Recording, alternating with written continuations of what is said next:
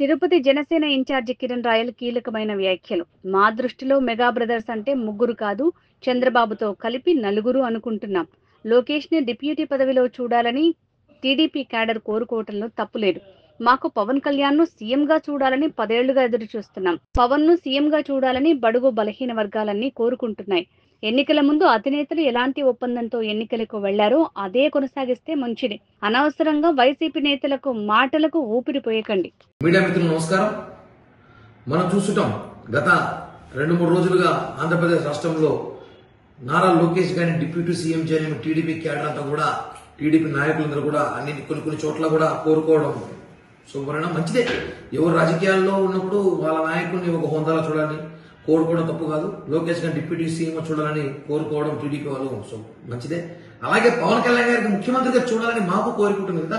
ఎందుకంటే మేము కూడా ప్రజారాజ్య పార్టీ తర్వాత జనసేన పార్టీ పెట్టినప్పటి నుంచి పవన్ కళ్యాణ్ గారు ముఖ్యమంత్రిని చూడాలని మేము, మాతో పాటు బడుగు బలైన వర్గాలు, ఈ 2 తెలుగు రాష్ట్రాల్లో కోట్లాది అభిమానులు ఆయన ముఖ్యమంత్రిగా చూడాలని కోరుకుంటున్నా కూడా మాకు అభిప్రాయం ఉంటాయి. కాబట్టి మనం కూటమిలో ఉన్నప్పుడు మనం మాట్లాడే ప్రతి మాట వైసీపీ వాళ్ళకి అవకాశంగా భావిపోకూడదు.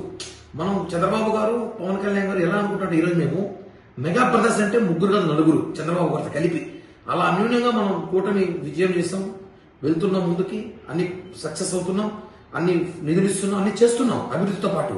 ఇలాంటప్పుడు మనల్ని చెడ్డగొట్టాలని చెప్పి వైసీపీలో కొంతమంది బ్యాచ్ ఎదురు చూస్తుంటారు. ఆ బ్యాచ్కి అవకాశం ఇవ్వకూడదు కాబట్టి చెప్తున్నాము.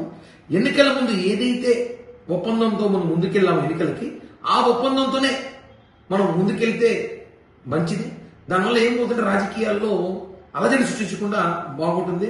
పవన్ కళ్యాణ్ గారి ముఖ్యమంత్రిగా చూడాలని చెప్పి కోట్లాది మంది అభిమానులు భారతదేశంలో కోరుకుంటున్నారు, అది వాస్తవం. కాబట్టి మనసులో మాటలు ఉంటుంది, అవి మాట్లాడేటప్పుడు కొంచెం ఒకసారి మనం చూసి మాట్లాడుకుంటే, ఎందుకంటే వైసీపీ వాళ్ళకి పెయిడ్ ఆర్టిస్టులకి అవకాశం ఇచ్చినట్టు వాళ్ళు దీన్ని సోషల్ మీడియాలో చాలా హంగామా చేస్తూ కూటమి చీలిపోయింది రకరకాల ప్రయత్నిస్తున్నారు. కూటమి చేర్చిన ఎవరన్నా కాదు, 10 సంవత్సరాల కూటమితో రాష్ట్ర అభివృద్ధి చేయడం పవన్ కళ్యాణ్ గారి లక్ష్యం.